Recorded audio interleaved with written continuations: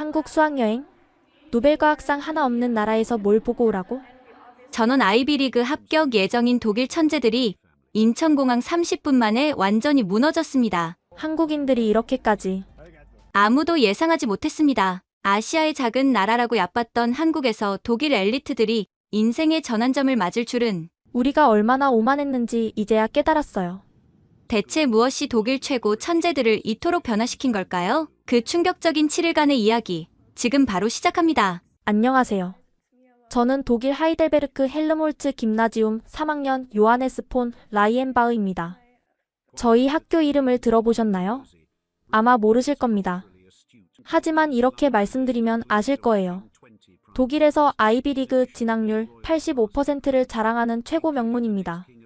저는 이미 MIT 조기 입학 허가를 받았고 제 친구들도 하버드, 예일, 스탠퍼드에 합격할 예정이죠. 저희는 독일의 미래이고 세계를 이끌어갈 인재들입니다. 그런데 2024년 3월 저희에게 청천벽력 같은 소식이 전해졌습니다.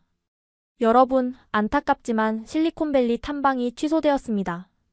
교장 선생님의 말씀에 강당이 술렁였습니다. 예산 문제로 대신 한국으로 가게 되었습니다. 한국이요? 발렌티나가 믿을 수 없다는 표정으로 물었습니다. 발렌티나는 하버드 의대에 지원할 예정인데 이미 네이처의 논문도 발표한 천재입니다. 네, 한국입니다. 서울에서 일주일간. 잠깐만요. 알렉산더가 손을 들었습니다. 실리콘밸리 대신 한국이라고요? 구글과 애플 대신 뭘 보러 간다는 거죠? 저도 당황스러웠습니다. 한국? 삼성 말고 뭐가 있죠? 케이파, 김치? 소피아가 냉소적으로 말했습니다.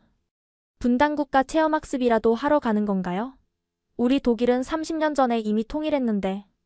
교장 선생님이 한숨을 쉬셨습니다. 여러분, 한국도 배울 점이 많은 나라입니다. 뭘 배운다는 거죠? 제가 물었습니다. 저희가 세계 최고 대학에 가는 사람들인데 한국에서 뭘 배워요? 그날 저녁 기숙사는 난리가 났습니다. 정말 어이없어. 발렌티나가 화를 냈습니다.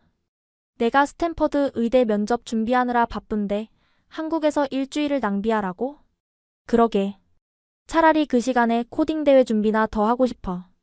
알렉산더도 불만이었습니다. 소피아는 부모님께 전화까지 했습니다.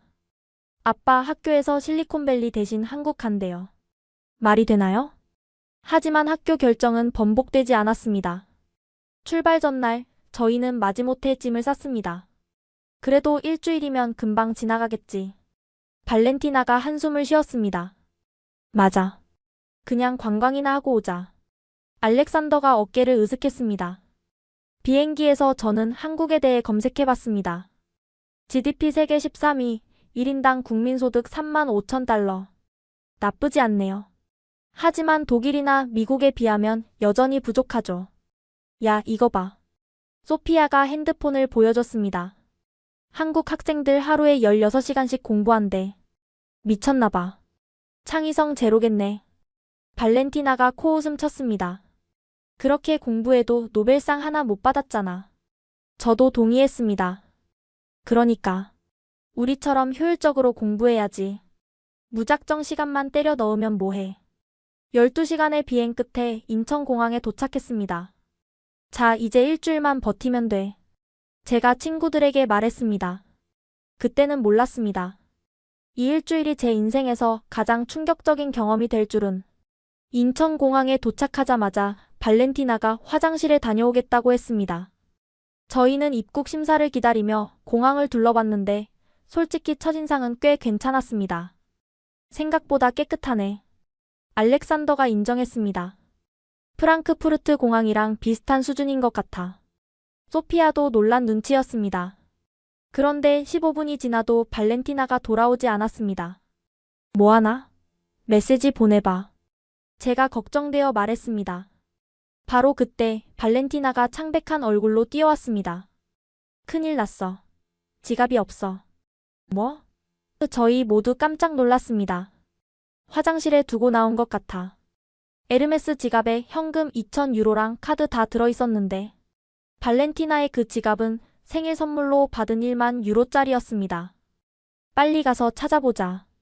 저희가 화장실로 뛰어가려는 순간 청소복을 입은 아주머니가 헐레벌떡 뛰어오셨습니다. 혹시 이거 찾으세요? 아주머니 손에는 발렌티나의 에르메스 지갑이 들려 있었습니다. 어머, 제 지갑이에요. 발렌티나가 눈물이 날 것 같은 표정으로 지갑을 받았습니다. 떨리는 손으로 지갑을 열어본 발렌티나의 눈이 휘둥그레졌습니다. 다 있어. 현금도 카드도 하나도 안 없어졌어. 청소 아주머니는 웃으며 말씀하셨습니다. 다행이네요. 조심하세요. 그리고는 그냥 가시려고 했습니다. 보상을 바라는 기색이 전혀 없었습니다. 잠깐만요. 발렌티나가 지갑에서 100유로를 꺼내려 했지만 아주머니는 손사래를 치셨습니다. 아니에요, 괜찮아요. 당연한 일했을 뿐이에요. 저희는 모두 충격에 빠졌습니다. 이게 가능한 일이야? 알렉산더가 믿을 수 없다는 표정이었습니다. 베를린이었다면 벌써 없어졌을 텐데. 소피아도 놀라워했습니다. 저도 할 말을 잃었습니다. 독일에서는 상상도 못할 일이었거든요. 1만 유로짜리 지갑에 현금까지 그대로 돌려준다고요? 입국 심사를 받으면서도 저희는 계속 그 일을 이야기했습니다. 한국 사람들이 원래 이래? 발렌티나가 아직도 믿기지 않는다는 표정이었습니다. 그런데 더 놀라운 건 입국 심사 과정이었습니다. 자동 게이트 시스템이 너무나 빠르고 효율적이었거든요. 우와, 독일보다 빠른데? 알렉산더가 감탄했습니다. 수화물을 찾고 나오니 한국인 가이드가 저희를 기다리고 있었습니다. 안녕하세요. 헬름홀츠 김나지움 학생 여러분 환영합니다. 놀랍게도 가이드분은 유창한 독일어를 구사했습니다. 독일어를 너무 잘하시네요. 소피아가 놀라워했습니다. 독일에서 5년간 유학했어요. 미넨 대학에서 한국학을 가르치기도 했고요. 버스를 타고 서울로 향하면서 저는 창밖을 내다봤습니다. 고속도로가 굉장히 잘 정비되어 있었고 표지판도 영어 병기가 완벽했습니다. 인천공항은 세계 공항 순위에서 늘 1위에서 3위 안에 들어요. 가이드가 설명했습니다. 그리고 한국의 치안은 세계 최고 수준이죠.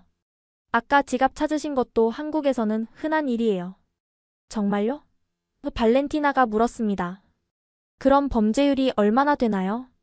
살인율은 10만 명당 0.6명 정도예요. 독일의 절반 수준이죠. 저희는 서로 얼굴을 봤습니다. 독일의 절반? 그리고 여성분들이 밤에 혼자 다녀도 안전해요. 새벽에도 대중교통이 다니고 24시간 편의점도 곳곳에 있어서요. 소피아가 의심스럽게 물었습니다. 진짜 새벽에도 여자 혼자 다닐 수 있어요? 네, 제 딸도 학원 끝나고 밤 11시에 혼자 집에 와요. 전혀 걱정 안 해요. 그때 알렉산더가 제게 속삭였습니다. 야, 이거 뭔가 다른데? 저도 느끼고 있었습니다. 분명 한국을 우습게 봤는데 뭔가 예상과 달랐습니다. 숙소에 도착해서 짐을 풀면서도 저희는 계속 공항에서의 일을 이야기했습니다. 그래도 운이 좋았던 거 아닐까? 제가 말했습니다. 하지만 발렌티나는 고개를 저었습니다. 아니야. 그 아주머니 눈빛 봤어? 정말 당연하다는 듯이 돌려주셨어. 그날 밤 저는 잠이 오지 않았습니다. 한국이 이런 나라였어? 뭔가 제가 가지고 있던 편견의 첫 번째 균열이 생긴 것 같았습니다. 첫날 밤 저희는 시차 적응이 안 돼서 새벽 1시까지 잠이 오지 않았습니다. 나 배고픈데. 알렉산더가 불평했습니다. 나도. 뭐라도 먹을 데 없을까? 소피아가 핸드폰으로 검색하기 시작했습니다. 그때 발렌티나가 놀란 목소리로 말했습니다. 야, 여기 24시간 카페가 엄청 많아. 새벽 1시에? 제가 믿기지 않아 확인해봤더니 정말이었습니다. 강남역 근처에 지금도 영업 중인 카페가 수십 개야. 저희는 호기심이 생겼습니다. 독일에서는 새벽에 문 여는 곳이 거의 없거든요. 가볼까? 제가 제안했습니다. 괜찮을까? 위험하지 않을까? 소피아가 걱정했습니다. 가이드에게 문자를 보냈더니 바로 답장이 왔습니다. 전혀 위험하지 않아요. 맘 편히 다녀오세요. 저희는 반신반의하며 숙소를 나섰습니다. 강남역에 도착한 순간 저희는 입이 떡 벌어졌습니다. 새벽 2시인데 거리가 대낮처럼 밝고 사람들이 평화롭게 걸어 다니고 있었거든요. 이게 진짜야? 알렉산더가 놀라워했습니다. 더 놀라운 건 혼자 걸어 다니는 여성들이 많다는 거였습니다. 이어폰을 끼고 핸드폰을 보면서 아무 걱정 없이 걷고 있었어요. 저 여자 혼자 걷고 있어. 발렌티나가 믿을 수 없다는 표정이었습니다. 베를린에서는 상상도 못할 일이야. 소피아가 고개를 저었습니다. 저희가 들어간 카페는 3층 건물 전체가 카페였는데 새벽 2시인데도 거의 만석이었습니다. 그리고 대부분이 다 공부하고 있어. 제가 깜짝 놀랐습니다. 정말이었습니다. 노트북과 책을 펴놓고 공부하는 사람들로 가득했어요. 고등학생부터 대학생, 직장인까지 다양했습니다. 새벽 2시에 공부를? 알렉산더가 눈을 비볐습니다. 저희는 빈자리를 찾아 앉았습니다. 커피를 주문하면서 직원에게 물어봤습니다. 여기 항상 이렇게 사람이 많아요? 네, 시험 기간에는 더 많아요. 24시간이니까 편하게 이용하세요. 발렌티나가 주변을 둘러보며 말했습니다. 근데 정말 안전한 것 같아. 여자들도 많고. 그때 옆 테이블에서 공부하던 한국 여대생이 우리에게 말을 걸었습니다. 외국인이세요? 어디서 오셨어요? 독일에서 왔어요. 소피아가 대답했습니다. 오, 독일. 저도 독일 가보고 싶어요. 근데 거기는 밤에 돌아다니기 위험하다던데, 진짜예요? 저희는 서로 얼굴을 봤습니다. 한국인이 독일을 위험하다고 생각하다니. 네, 사실 밤에는 조심해야 해요. 제가 인정했습니다. 한국은 정말 안전해요. 저도 매일 이 시간에 와서 공부해요. 집까지 30분 걸어가는데 전혀 무섭지 않아요. 혼자서요? 발렌티나가 놀라워했습니다. 당연하죠. 여기서는 다 그래요. 그녀가 다시 공부를 시작하자 저희는 충격에 빠진 채 커피를 마셨습니다. 이 나라 뭔가 다르다. 알렉산더가 진지하게 말했습니다. 카페를 나와 숙소로 돌아가는 길, 저희는 더 많은 것을 목격했습니다. 편의점에서 라면을 먹는 사람들, 음식을 배달하는 오토바이들, 여전히 운행 중인 버스들. 24시간 도시가 진짜 있구나. 소피아가 감탄했습니다. 그때 발렌티나가 갑자기 멈춰 섰습니다. 저기 봐. 길 건너편에 경찰관 2명이 순찰을 돌고 있었습니다. 새벽 순찰을 도는구나. 제가 말했습니다. 그것도 신기하지만. 발렌티나가 가리킨 곳을 보니 젊은 여성이 경찰관들 옆을 아무렇지 않게 지나가고 있었습니다. 독일에서는 밤에 경찰을 봐도 여전히 불안한데 여기서는 경찰이 정말 시민을 보호하는 존재로 인식되는 것 같았습니다. 숙소에 돌아온 뒤 저희는 로비에 모여 앉았습니다. 오늘 정말 충격의 연속이야. 제가 말했습니다. 공항에서 지갑 찾은 것부터 시작해서. 발렌티나가 고개를 끄덕였습니다. 새벽에 여자 혼자 다니는 거 정말 충격이었어. 소피아가 덧붙였습니다. 알렉산더가 진지하게 말했습니다. 우리가 선진국에서 왔다고 생각했는데 여기가 어떤 면에서는 더 선진국인 것 같아. 제가 인정할 수밖에 없었습니다. 그날 밤, 아니 새벽 3시가 넘어서야 잠자리에 들면서 저는 생각했습니다. 한국이 단순히 K-팝과 삼성의 나라가 아니구나. 안전이라는 것. 그것은 한 나라의 진정한 선진화 수준을 보여주는 지표가 아닐까요? 내일은 어떤 충격이 기다리고 있을까요? 둘째 날 아침, 저희는 서울대학교를 방문하기로 했습니다. 그래도 하버드나 MIT만은 못하겠지. 알렉산더가 자신있게 말했습니다. 당연하지. 세계 대학 순위 봤어? 우리가 갈 대학들이 탑10인데. 소피아도 거들었습니다. 하지만 서울대 정문에 들어서는 순간부터 뭔가 달랐습니다. 캠퍼스가 산 전체를 차지하고 있었고 건물들도 현대적이면서 자연과 조화를 이루고 있었습니다. 와, 생각보다 멋있는데? 또 발렌티나가 인정했습니다. 가이드가 우리를 안내한 곳은 공과대학 인공지능 연구실이었습니다. 안녕하세요. 서울대 컴퓨터공학과 3학년 김도윤입니다. 우리를 맞이한 학생의 영어는 완벽했습니다. 억양까지 네이티브 수준이었죠. 연구실 구경시켜드릴게요. 궁금한 거 있으면 편하게 물어보세요. 연구실에 들어서자 저희는 또 한 번 놀랐습니다. 최신 장비들이 가득했고 여러 프로젝트가 동시에 진행되고 있었습니다. 이건 뭐예요? 알렉산더가 거대한 서버 앞에서 물었습니다. 저희가 개발 중인 대규모 언어 모델이에요. 한국어 특화 AI인데 이미 구글이나 오픈 AI 수준에 근접했어요. 학부생이 이런 걸 한다고요? 제가 놀라서 물었습니다. 네, 저희 팀이 12명인데 모두 학부생이에요. 교수님은 조언만 해주시고요. 그때 발렌티나가 물었습니다. 혹시 의대 연구실도 볼 수 있을까요? 물론이죠. 제 친구가 의대생인데 연락해 볼게요. 30분 후 저희는 서울대 의대 연구실에 있었습니다. 우리를 안내한 건 의대 본과 2학년 이서연 학생이었습니다. 여기는 줄기세포 연구실이에요. 저희가 작년에 네이처에 발표한 논문 보셨나요? 발렌티나의 눈이 커졌습니다. 그거 서울대에서 한 거였어요? 저 그 논문 인용했는데. 아, 정말요? 어떤 연구하세요? 둘이 전문적인 대화를 시작하자 발렌티나의 표정이 점점 진지해졌습니다. 한국 학생의 지식 수준이 전혀 떨어지지 않았거든요. 점심 같이 드실래요? 학생 식당에서 토론 계속하면 좋을 것 같은데. 서연이 제안했습니다. 학생 식당으로 이동하면서 저희는 캠퍼스를 더 둘러봤습니다.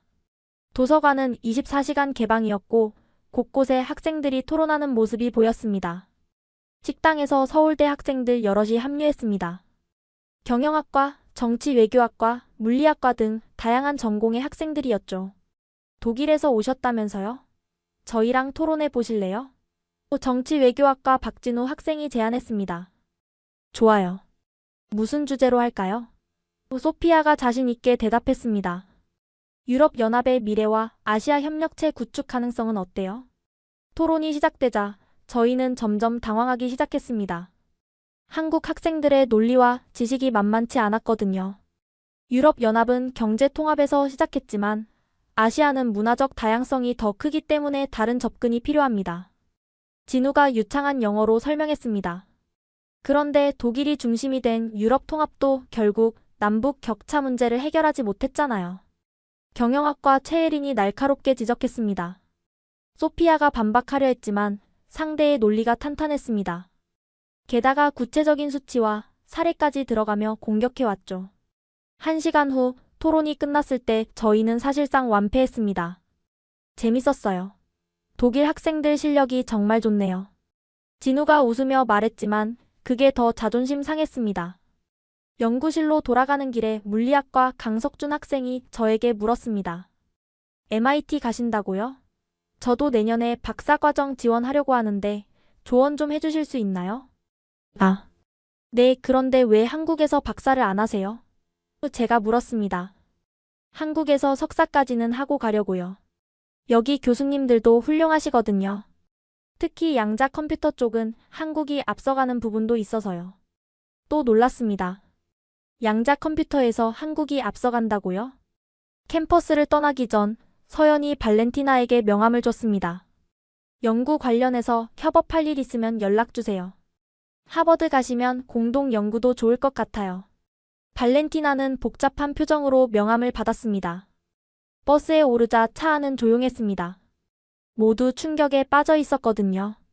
우리가 졌어. 소피아가 힘없이 말했습니다. 영어도 우리보다 잘하는 것 같았어. 알렉산더가 인정했습니다. 연구 수준도 전혀 떨어지지 않아. 발렌티나가 덧붙였습니다. 저는 창밖을 보며 생각했습니다. 우리가 얼마나 오만했는지. 아이비리그에 간다고 해서 우리가 최고인 줄 알았는데. 이 사람들이 우리 경쟁자가 되겠구나. 제가 중얼거렸습니다. 경쟁자? 이미 우리보다 앞서가고 있는 것 같은데. 알렉산더가 씁쓸하게 웃었습니다. 그날 저녁 숙소에서 저희는 진지한 대화를 나눴습니다. 우리가 정말 최고라고 생각했는데. 소피아가 말했습니다. 한국 학생들은 우리보다 더 열심히 하고, 더 겸손하고, 더 협력적이야. 발렌티나가 분석했습니다. 그리고 영어까지 완벽해. 우리는 영어권 대학 가는 게 자랑인데 쟤들은 그냥 기본인 것 같아. 알렉산더가 한숨을 쉬었습니다. 저는 오늘 만난 김도윤 학생의 말이 계속 맴돌았습니다. 한국에서는 경쟁이 치열하지만 그만큼 서로 발전해요. 여러분도 화이팅! 경쟁하면서도 상대를 격려하는 문화. 그게 한국의 힘인 것 같았습니다. 셋째 날, 저희는 수원에 있는 삼성 R&D 센터를 방문했습니다. 그래도 삼성이면 우리도 알지. 그냥 스마트폰 회사잖아. 플로리안이 말했습니다. 그는 아버지가 벤츠 임원이라 은근히 자부심이 있었죠. 하지만 삼성 캠퍼스에 들어서는 순간 그 생각은 완전히 바뀌었습니다. 이게 회사야, 도시야? 알렉산더가 놀라워했습니다. 정말 작은 도시 같았습니다. 연구동만 수십 개, 직원들을 위한 모든 편의시설이 갖춰져 있었죠. 우리를 안내한 건 삼성 수석연구원 정혜준 박사님이었습니다. 놀랍게도 MIT 출신이었죠. 안녕하세요. 여러분처럼 저도 해외 유학을 했지만 한국으로 돌아왔습니다. 이유를 오늘 보여드릴게요. 첫 번째로 안내받은 곳은 반도체 연구소였습니다. 현재 삼성은 3나노미터 공정을 양산하고 있고 2나노미터 개발을 진행 중입니다. 2나노미터요? 제가 놀라서 물었습니다. 그게 가능해요? 이미 시제품 단계예요. 2025년 양산 목표입니다. 플로리안이 물었습니다. 혹시 자동차용 반도체도 만드시나요? 물론이죠. 벤츠, BMW, 아우디 모두 저희 고객입니다. 특히 자율주행용 칩은 저희가 공급하죠. 플로리안의 표정이 굳었습니다. 아버지 회사가 삼성에 의존하고 있다는 걸 처음 알았거든요. 다음은 바이오 연구소였습니다. 발렌티나가 특히 관심을 보였죠. 여기서는 반도체 기술과 바이오를 융합합니다. 이 칩 보세요. 손톱만 한 칩이었습니다. 이걸로 혈액 한 방울로 암을 조기 진단할 수 있어요. 정확도 99.9%입니다. 말도 안 돼. 또 발렌티나가 외쳤습니다. 그런 기술이 벌써 개발됐다고요? 내년 임상시험 들어갑니다. 5년 내 상용화가 목표예요. 인공지능 연구소에서는 더 큰 충격이 기다리고 있었습니다. 이것은 차세대 AI 비서입니다. 시연해 보시겠어요? 연구원이 한국어로 복잡한 질문을 했고 AI는 즉시 답변했습니다. 그리고 놀랍게도 감정까지 읽어냈죠. 방금 사용자의 목소리에서 피로감이 감지됐습니다. 커피 한 잔 어떠세요? 이건 공상과학 영화잖아요. 소피아가 말을 더듬었습니다. 점심은 삼성 직원들과 함께 했습니다. 젊은 연구원들이 대부분이었죠. 왜 해외로 안 나가세요? 제가 물었습니다. 실리콘밸리에서 더 많이 받을 텐데. 한 연구원이 웃으며 답했습니다. 여기가 더 재밌어요. 최첨단 연구를 마음껏 할 수 있거든요. 그리고 한국이 곧 세계 기술의 중심이 될 거예요. 오후에는 미래기술 전시관을 둘러봤습니다. 투명 디스플레이, 접히는 태블릿, 홀로그램 영상통화. 이게 다 시제품이라고요? 알렉산더가 믿을 수 없다는 표정이었습니다. 네, 2-3년 내 모두 상용화됩니다. 마지막으로 안내받은 곳은 우주기술연구소였습니다. 삼성이 우주도 해요? 플로리안이 놀랐습니다. 인공위성 통신 기술을 개발 중입니다. 스페이스X와도 협력하고 있죠. 견학을 마치고 나올 때 정 박사님이 말씀하셨습니다. 한국이 작은 나라지만 꿈은 큽니다. 여러분도 큰 꿈을 가지세요. 버스로 돌아오는 길, 차 안은 또다시 침묵이 흘렀습니다. 아빠한테 뭐라고 말하지? 플로리안이 머리를 감싸쥐었습니다. 벤츠가 삼성 없으면 안 된다는 걸. 나는 의학이 최첨단인 줄 알았는데. 발렌티나도 충격받은 눈치였습니다. 우리가 10년 후에 개발할 걸 쟤들은 지금 만들고 있어. 알렉산더가 정리했습니다. 저는 독일의 자존심이 무너지는 걸 느꼈습니다. 기술 강국 독일? 한국 앞에서는 이미 과거형이었습니다. 근데 더 놀라운 건 소피아가 말했습니다. 저 사람들이 정말 미래를 즐기고 있다는 거야. 맞았습니다. 삼성 연구원들의 눈빛은 살아있었습니다. 의무감이 아니라 진짜 열정으로 일하고 있었죠. 숙소에 돌아와서도 충격은 가시지 않았습니다. 우리가 아이비리그 가서 뭘 배울까? 제가 자조적으로 말했습니다. 그러게. 차라리 한국에서 배우는 게. 발렌티나가 말을 끝맺지 못했습니다. 그날 밤 저는 일기에 썼습니다. 오늘 나는 미래를 봤다. 그리고 그 미래는 한국에 있었다. 넷째 날, 저희는 서울대원 외국어 고등학교를 방문했습니다. 고등학생들이 뭐 대단하겠어. 알렉산더가 다시 자신감을 회복하려 애썼습니다. 하지만 학교에 들어서자마자 그 자신감은 또 무너졌습니다.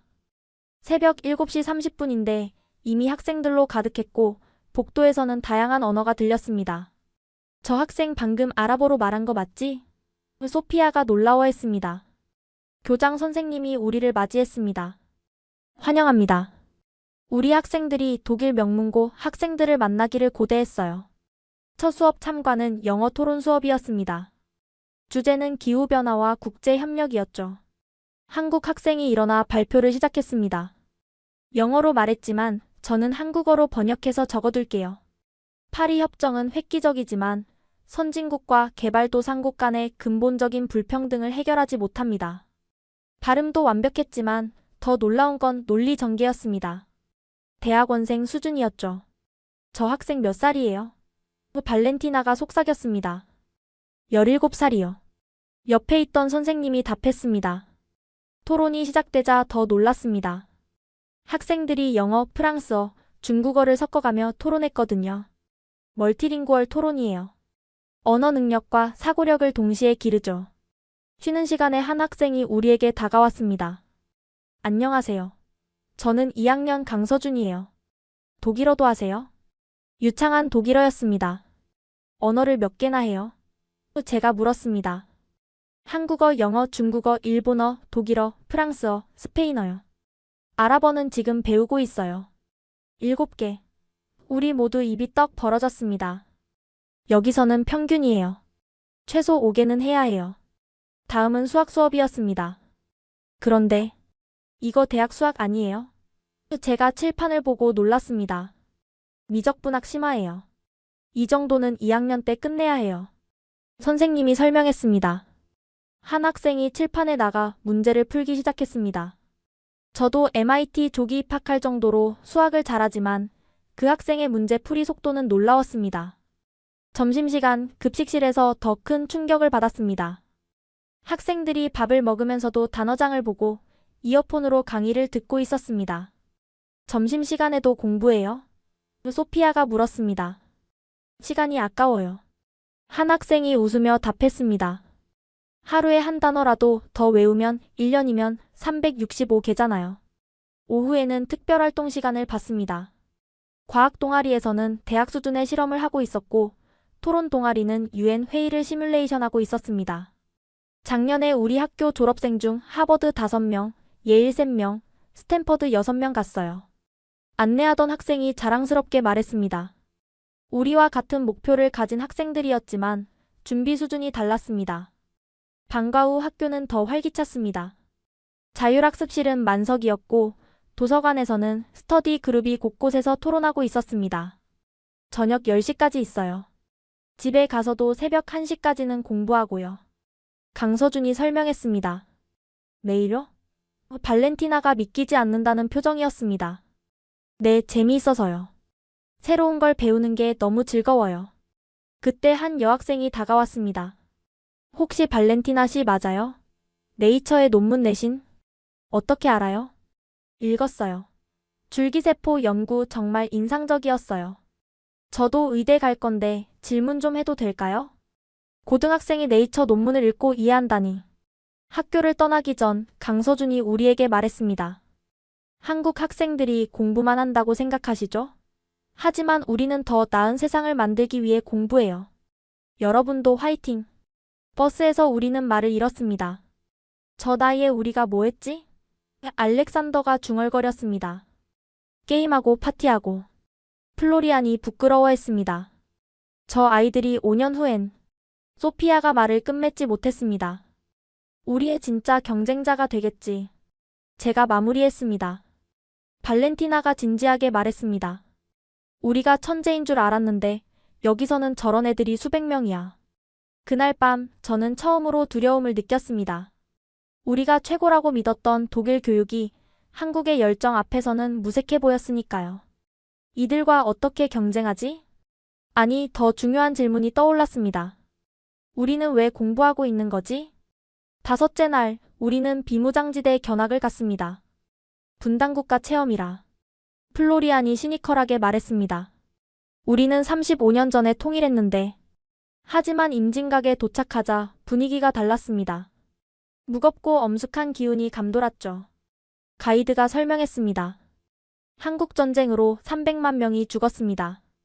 전 국토가 폐허가 됐죠. 전망대에서 북한을 바라보니 정말 다른 세계 같았습니다. 저기가 북한이에요? 소피아가 믿기지 않는다는 듯 물었습니다. 네, 같은 민족인데 70년 넘게 갈라져 있어요.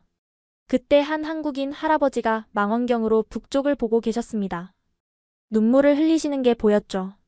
가이드가 조용히 설명했습니다. 이상가족이실 거예요. 가족이 북에 있는 분들이 많아요. 발렌티나가 할아버지께 다가가 독일어로 물었습니다. 괜찮으세요? 놀랍게도 할아버지가 독일어로 답하셨습니다. 고맙습니다. 독일 학생이군요. 네, 어떻게 독일어를? 젊었을 때 서독에서 광부로 일했어요. 그 돈으로 자식들 교육시켰죠. 할아버지는 천천히 이야기를 이어갔습니다. 북에 형님이 계세요. 73년째 못 만나고 있어요. 독일은 통일했는데 우리는 언제? 그 순간 저희는 아무 말도 할 수 없었습니다. 독일 통일을 당연하게 여겼던 우리와 달리 이곳에서는 그게 간절한 꿈이었으니까요. 전시관으로 이동하면서 가이드가 말했습니다. 그런데 신기한 게 이런 상황에서도 한국은 세계 10위 경제 대국이 됐어요. 어떻게요? 제가 물었습니다. 국방비로 GDP의 2.6%를 쓰면서도 경제 발전을 이뤘죠. 위기가 오히려 발전의 원동력이 된 거예요. DMZ 박물관에서 본 자료들은 충격적이었습니다. 1953년 1인당 국민소득 67달러. 아프리카 최빈국 수준이었죠. 이게 진짜예요? 알렉산더가 믿을 수 없다는 표정이었습니다. 네, 그런데 지금은 3만 5천 달러가 넘죠. 사진 속 1960년대 서울은 폐허 그 자체였습니다. 그런데 우리가 본 서울은 초현대적 도시였죠. 독일도 전쟁 후 복구했지만 플로리안이 말을 멈췄습니다. 독일은 마셜 플랜으로 엄청난 원조를 받았죠. 가이드가 설명했습니다. 한국은 거의 자력으로 일어섰어요. 땅굴 견학을 하면서 더 큰 충격을 받았습니다. 이런 위협 속에서 살면서도 미래를 준비했다는 거죠. 소피아가 감탄했습니다. 그때 우연히 한국군 장교를 만났습니다. 놀랍게도 서울대 출신이었죠. 왜 군대에 계세요? 발렌티나가 물었습니다. 누군가는 나라를 지켜야죠. 그래야 다른 사람들이 꿈을 펼칠 수 있으니까요. 그 말에 저희는 또 한 번 부끄러워졌습니다. 개인의 성공만 생각했던 우리와 달리 이들은 공동체를 생각하고 있었으니까요. 돌아오는 길에 가이드가 의미심장한 말을 했습니다. 한국인들은 말해요. 우리가 이런 상황에서도 이만큼 했는데 통일되면 얼마나 더 발전할까? 통일되면 진짜 대단해지겠네요. 제가 인정했습니다. 네, 북한의 자원과 인력, 남한의 기술과 자본이 합쳐지면 독일 통일보다 더 큰 시너지가 날 거예요. 숙소로 돌아와서 우리는 진지한 대화를 나눴습니다. 우리는 통일을 당연하게 여기고 살았는데 플로리안이 반성했습니다. 한국은 분단 상태에서도 우리보다 더 빨리 발전하고 있어. 알렉산더가 인정했습니다. 어쩌면 소피아가 조심스럽게 말했습니다. 위기가 없어서 우리가 안일해진 건 아닐까? 그날 밤 저는 임진각에서 만난 할아버지가 계속 떠올랐습니다. 독일에서 광부로 일하며 자식 교육시킨 그 할아버지. 그리고 그 자식들이 만든 오늘의 한국. 진정한 강함이란 뭘까? 편안함 속의 우월감이 아니라 역경을 딛고 일어서는 의지력. 그게 진짜 강함이 아닐까요? 여섯째 날, 우리는 강남의 스타트업 캠퍼스를 방문했습니다. 스타트업? 그거 대부분 망하는 거 아니야? 플로리안이 회의적으로 말했습니다. 독일은 안정을 중시하는 문화라 창업보다는 대기업 취직을 선호하거든요. 하지만 건물에 들어서자 분위기가 달랐습니다. 활기가 넘쳤고 젊은이들의 열정이 느껴졌죠. 안녕하세요. 저는 이곳 엑셀러레이터 매니저 김태영입니다. 28살의 젊은 매니저였습니다. 오늘 유니콘 기업 두 곳을 만나보실 거예요. 유니콘이요? 발렌티나가 놀랐습니다. 한국에 유니콘이 있어요? 현재 18개 있고 계속 늘고 있어요. 첫 번째 회사는 인공지능 번역 플랫폼이었습니다. 안녕하세요. 대표 이승현입니다. 26살이에요. 26의 유니콘 대표라고요? 제가 놀라서 물었습니다. 대학 3학년 때 창업했어요. 지금 직원이 300명이고 기업 가치는 15억 달러예요. 그가 시연을 보여줬습니다. 동시통역 수준의 실시간 번역이었죠. 이건 구글 번역보다 훨씬 자연스러운데? 알렉산더가 놀랐습니다. 맞아요. 특히 아시아 언어는 저희가 최고예요. 내년에 나스닥 상장 준비 중이에요. 소피아가 물었습니다. 어떻게 이런 아이디어를 생각하셨어요? 외국인 친구들이 한국어 배우는 걸 어려워하는 걸 보고 시작했어요. 문제를 해결하고 싶었거든요. 두 번째는 바이오텍 회사였습니다. 저는 최유진 대표입니다. 31살이에요. 무슨 일을 하는 회사예요? 발렌티나가 관심을 보였습니다. 알츠하이머 조기 진단 키트를 개발했어요. 집에서 간단히 검사할 수 있죠. 그녀는 서울대 의대를 졸업하고 레지던트를 포기하고 창업했다고 했습니다. 의사를 포기하고요? 발렌티나가 놀랐습니다. 의사로서 한 명씩 치료하는 것보다 기술로 수백만 명을 도울 수 있잖아요. 제품 시연을 보니 정말 혁신적이었습니다. 미국 FDA 승인도 받았어요. 유럽 진출도 준비 중이에요. 점심은 스타트업 직원들과 함께 했습니다. 왜 대기업 안 가고 스타트업 왔어요? 제가 물었습니다. 한 직원이 웃으며 답했습니다. 여기가 더 재밌어요. 세상을 바꾸는 일을 하잖아요. 실패하면 어떡해요? 플로리안이 걱정스럽게 물었습니다. 실패도 경험이죠. 한국에서는 실패한 창업자를 존중해요. 다시 도전할 수 있으니까요. 오후에는 투자자들과의 미팅을 참관했습니다. 한 스타트업이 발표를 시작했습니다. 대표는 고작 23이었죠. 저희는 메타버스 교육 플랫폼입니다. 이미 월 사용자 100만 명을 돌파했고 투자자들의 질문이 날카로웠지만 젊은 대표는 당당하게 답변했습니다. 한국의 교육열을 메타버스와 결합하면 글로벌 시장을 선도할 수 있습니다. 결과는 5천만 달러 투자 유치에 성공했습니다. 이게 진짜 일어난 일이야? 알렉산더가 믿기 못하겠다는 표정이었습니다. 김태영 매니저가 설명했습니다. 한국은 도전을 두려워하지 않아요. 특히 젊은 세대는 안정보다 성장을 선택하죠. 마지막으로 만난 건 연쇄 창업자였습니다. 저는 4번째 창업이에요. 첫 3개는 실패했죠. 그런데도 계속 하시는 이유가? 소피아가 물었습니다. 실패할 때마다 배웠어요. 그리고 한국 사회가 재도전을 응원해주거든요. 그의 4번째 회사는 이미 연 매출 1억 달러를 넘겼습니다. 캠퍼스를 나오면서 우리는 큰 충격에 빠졌습니다. 독일에서는 상상도 못할 일이야. 플로리안이 인정했습니다. 우리는 안정적인 직장만 찾는데. 발렌티나가 반성했습니다. 한국 젊은이들은 세상을 바꾸려고 하네. 알렉산더가 감탄했습니다. 저는 이승현 대표의 말이 계속 맴돌았습니다. 하버드 MBA보다 창업 경험이 더 값져요. 직접 부딪혀봐야 진짜를 배우거든요. 그날 저녁 우리는 진지한 토론을 했습니다. 우리가 추구하는 게 뭐지? 제가 물었습니다. 좋은 대학, 좋은 직장. 소피아가 대답했지만 확신이 없어 보였습니다. 그게 끝이야? 그 다음은? 발렌티나가 이어 물었습니다. 아무도 대답하지 못했습니다.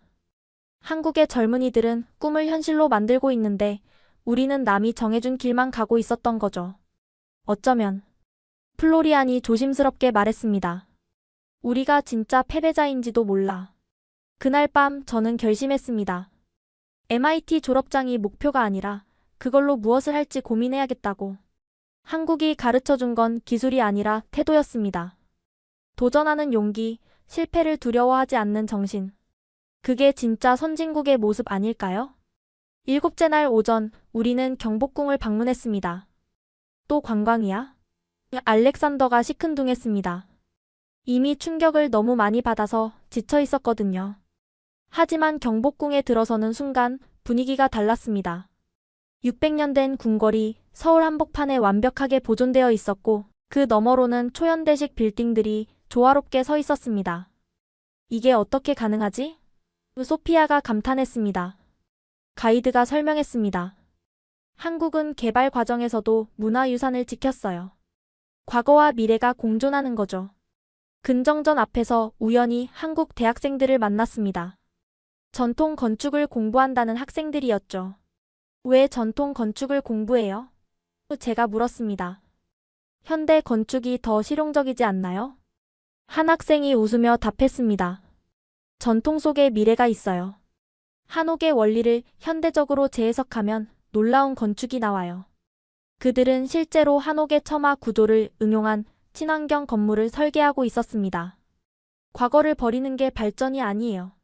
과거를 딛고 미래로 가는 게 진짜 발전이죠. 경복궁을 나와 동대문 디자인 플라자로 향했습니다. DDP에 도착하자 또 다른 충격이 기다리고 있었습니다. 이게 건물이야, 우주선이야? 플로리안이 입을 벌렸습니다. 자하 하디드가 설계한 은색 곡선 건물은 정말 미래에서 온 것 같았습니다. 경복궁에서 15분 거리에 이런 건물이 있다니. 발렌티나가 놀라워했습니다. 안으로 들어가니 더 놀라웠습니다.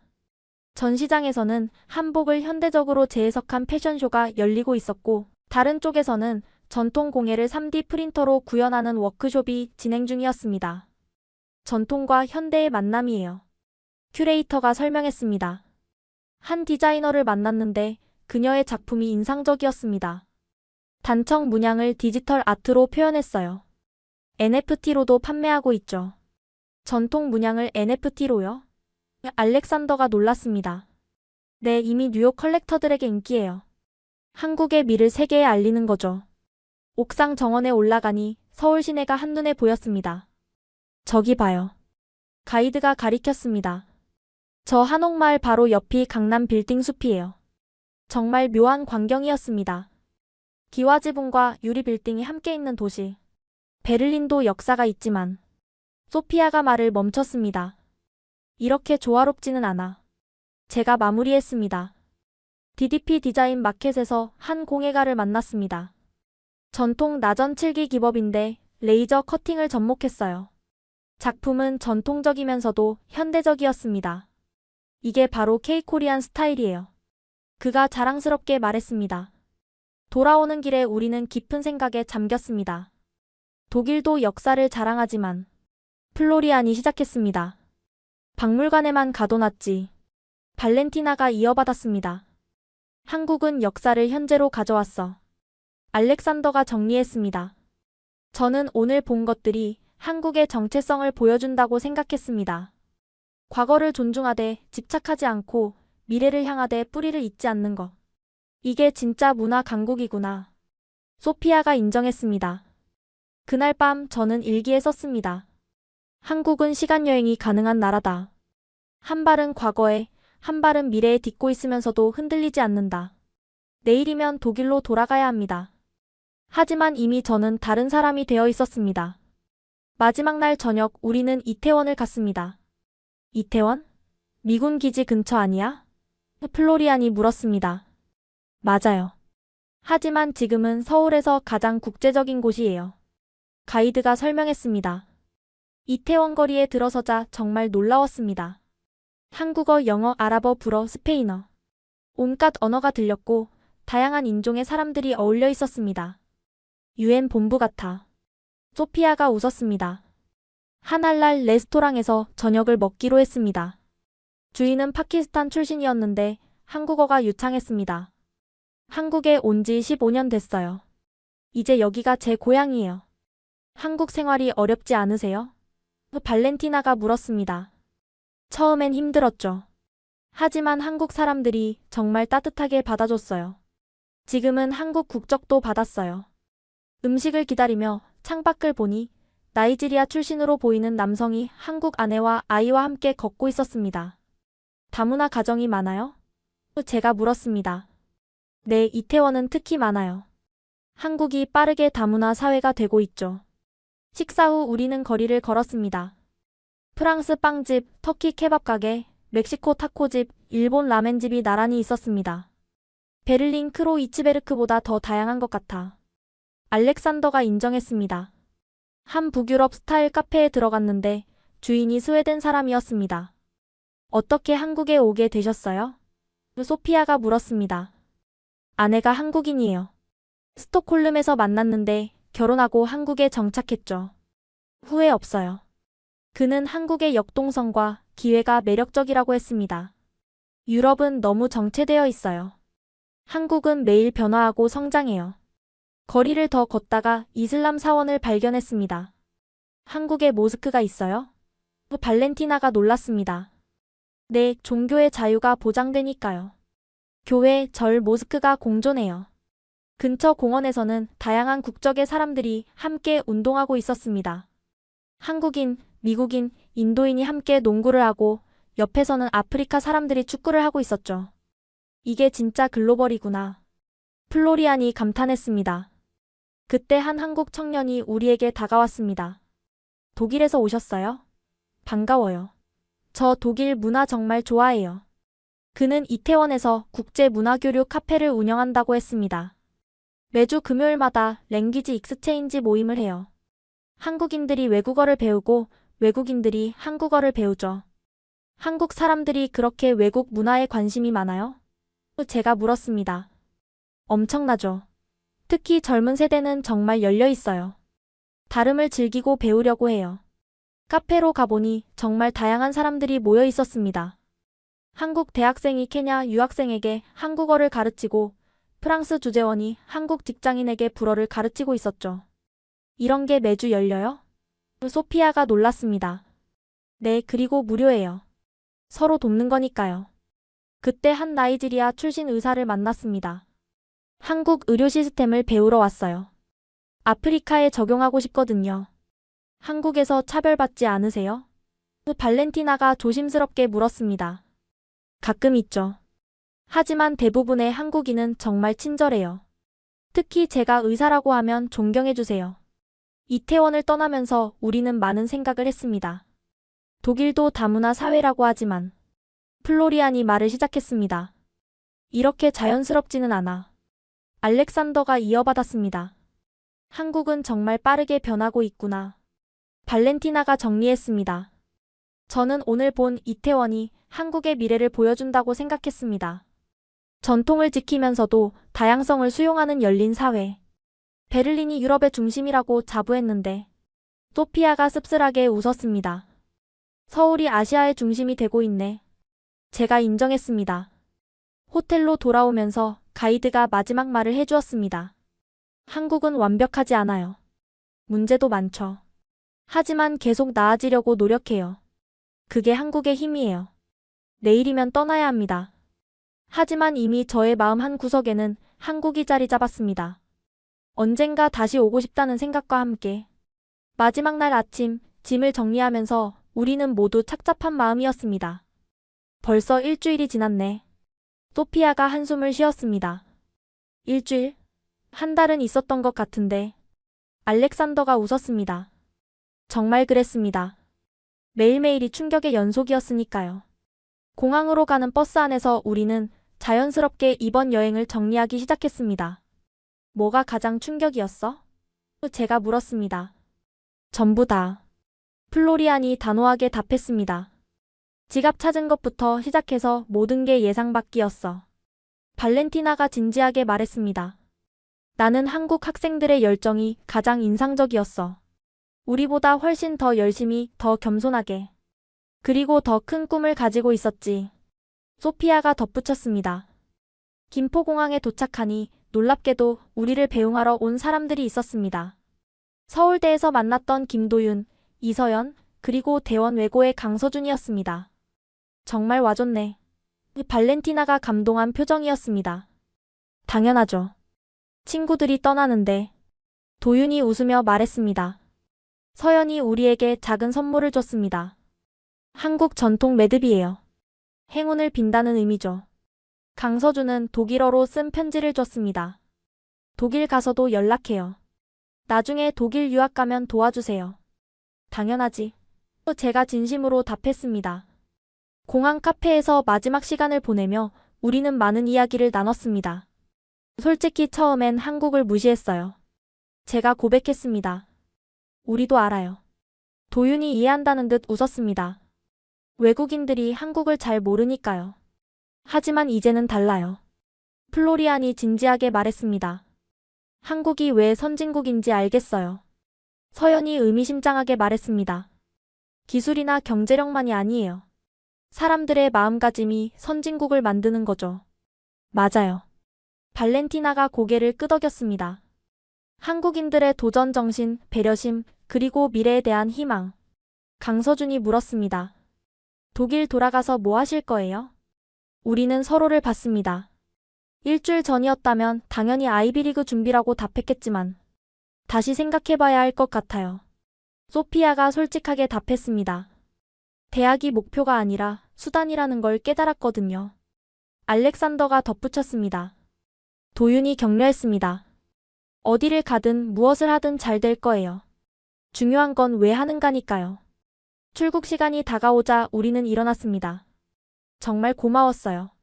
제가 진심을 담아 말했습니다. 우리도요. 덕분에 독일 친구들이 생겼네요. 서연이 밝게 웃었습니다. 강서준이 마지막으로 말했습니다. 한국 속담의 시작이 반이다라는 말이 있어요. 여러분은 이미 시작했어요. 포옹을 나누며 우리는 약속했습니다. 계속 연락하고 서로의 성장을 응원하기로. 출국장으로 들어가면서 뒤를 돌아보니 그들이 여전히 손을 흔들고 있었습니다.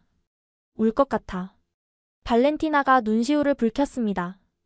비행기를 기다리며 우리는 마지막 대화를 나눴습니다. 우리가 정말 변했을까? 플로리안이 물었습니다. 변했지. 제가 확신을 갖고 답했습니다. 일주일 전에 우리와 지금의 우리는 다른 사람이야. 맞아. 소피아가 동의했습니다. 전에는 최고가 되는 것만 생각했는데 이제는 왜 최고가 되어야 하는지 알게 됐어. 알렉산더가 깊이 있게 말했습니다. 한국이 우리에게 가르쳐준 건 겸손과 열정이야. 그리고 함께 성장하는 것의 가치. 발렌티나가 정리했습니다. 우리는 엘리트 의식에 갇혀 있었어. 하지만 진짜 엘리트는 세상을 더 나은 곳으로 만드는 사람이야. 탑승 안내가 나왔습니다. 비행기에 오르면서 저는 일주일 동안의 기억들이 스쳐 지나갔습니다.